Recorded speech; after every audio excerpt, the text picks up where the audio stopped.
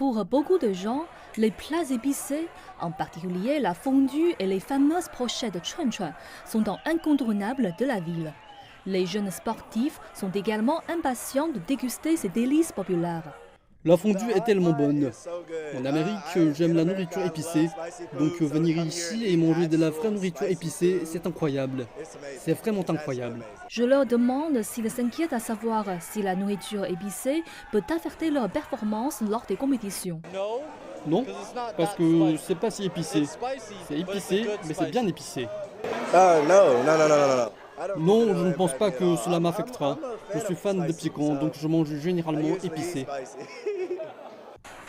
Les collations de rue appétissantes sont également un choix populaire. Mais tout aussi chaude que la nourriture, c'est l'hospitalité des habitants. Nous sommes l'hôte de cette universiade. Je n'ai jamais vu autant d'amis étrangers se réunir dans ma ville, donc je me sens très excitée et je veux prendre des photos avec eux.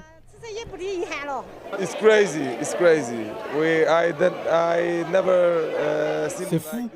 Je n'ai jamais vu ça auparavant. Les Chinois sont adorables. Je les aime. C'est incroyable. Les étudiants disent qu'ils se sentent comme chez eux ici.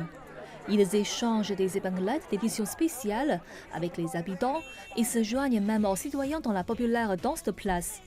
Pour les athlètes, l'événement n'est pas qu'une question de compétition. C'est l'occasion de se faire de nouveaux amis et d'explorer la culture de la ville à sa manière. Nous sommes très tristes. Nous ne voulons pas partir d'ici. Nous apprécions vraiment. La Chine est très très belle. Les gens sont si bons. Ils nous aident beaucoup.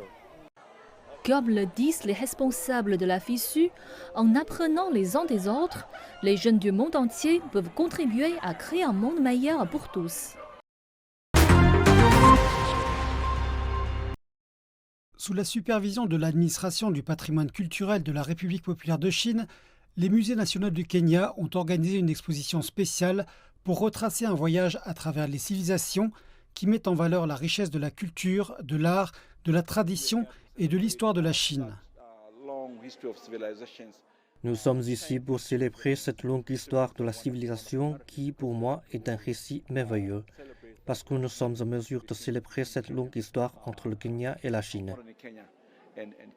Cette exposition unique fait appel à des technologies numériques avancées telles que la conception numérique, le rendu en nuage, la conception d'exposition et l'informatique en nuage.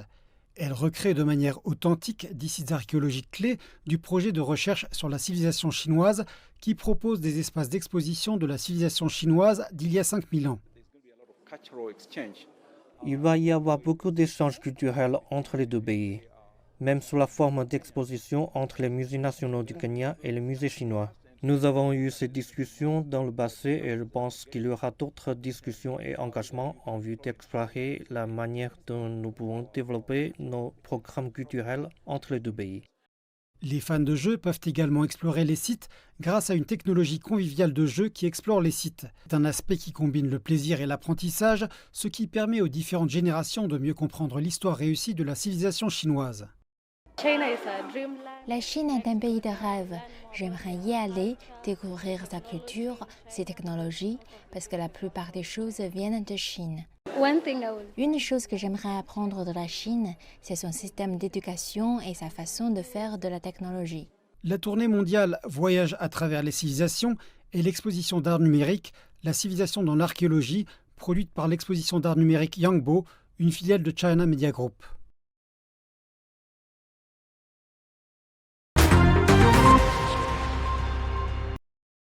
De la région autonome ouïghour du Xinjiang dans le nord-ouest de la Chine à la municipalité de Chongqing dans le sud-ouest, un projet de transmission d'électricité en courant continu à ultra haute tension a été lancé mardi. L'investissement total s'élève à 28,6 milliards de yuan et il pourrait directement entraîner un investissement économique de plus de 57,6 milliards de yuan, avec des retombées économiques relativement importantes. Une autre caractéristique majeure du projet est l'énorme proportion d'électricité verte. Avec l'éolien et le solaire, les nouvelles énergies représenteront plus de la moitié de l'électricité transmise à Chongqing. Le projet devrait permettre de réduire les émissions de carbone de Chongqing de plus de 16 millions de tonnes. Il permettra également de créer environ 20 000 emplois et de stimuler l'économie locale. Une fois le projet achevé, il sera en mesure de répondre aux besoins d'environ 1/5 de la consommation d'électricité de Chongqing. Lors de la cérémonie de lancement, de hauts responsables du Xinjiang et de Chongqing ont mis l'accent sur la construction d'un nouveau système énergétique, la réduction des émissions de carbone et la réalisation de la neutralité carbone. Ils ont également déclaré que le projet, construit par la State Grid Corporation of China, permettrait d'acquérir les avantages complémentaires de l'intégration de différentes ressources et de sécuriser l'approvisionnement énergétique national. Les investissements dans les infrastructures de l'énergie électrique se caractérisent par une grande échelle, un apport de haute technologie et de nombreuses industries connexes. Ils constituent un facteur de stabilité de la croissance et jouent un rôle important dans la promotion de la prospérité commune et l'amélioration du bien-être de la population. Riche en ressources éoliennes et solaires, le Xinjiang transmet de l'électricité à d'autres régions de Chine depuis 2010. Lorsque le projet sera achevé en 2025, il augmentera la capacité de production d'énergie nouvelle de la région, ce qui devrait profiter à l'ensemble du pays.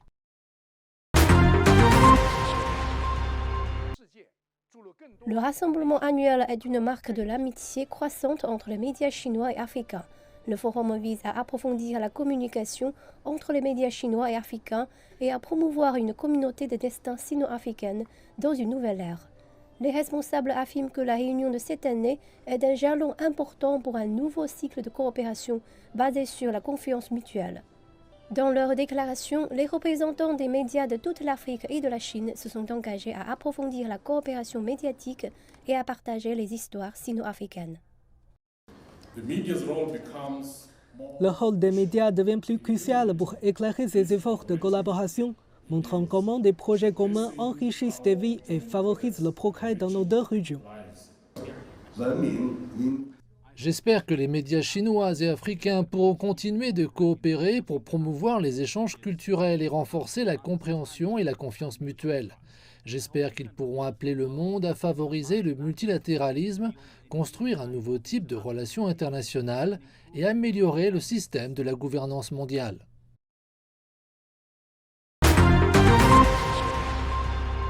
Dans le processus de modernisation à la chinoise, la Chine a fourni des expériences précieuses et donné des opportunités de développement au reste du monde.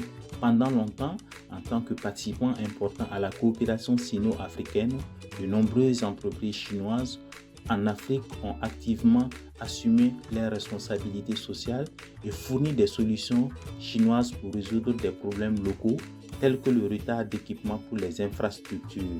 Sany en est un représentant. Bonjour, nous sommes présentement dans le parc industriel du groupe Sany à Changsha, chef-lieu de la province du Hunan. Ensemble, nous allons découvrir cette entreprise qui est spécialisée dans la fabrication d'engins lourds et qui est très présente en Afrique et dans le monde entier. Venez avec moi, ensemble nous allons découvrir. Des produits phares sont présentés dans l'entreprise, qu'il s'agisse de la construction de projets à grande échelle ou d'opérations de sauvetage local, ces équipements chinois sont largement utilisés. Monsieur Liu connaît l'histoire du groupe Sany sur le bout des doigts. C'est avec une passion contenue qu'il nous raconte les différentes étapes de l'évolution du géant chinois des engins lourds. Une success story rendue effective grâce à la coopération sino-africaine qui ne cesse de s'approfondir. 非洲呢是三一国际化的起始之地。最早2002年的时候，我们第一批三一的设备是出口到摩洛哥、非洲平地机。从那之后呢，三一才开始了国际化的第一步。那么到今天为止，我们三一做到了从2台，第一批设备是2台平地机到摩洛哥的，到今天为止，我们去年做到2万多台。到现在为止，我们整个非洲啊，甚至在疫情期间实现了60亿的销售，市场占有率我们复合增长率达到了45%以上。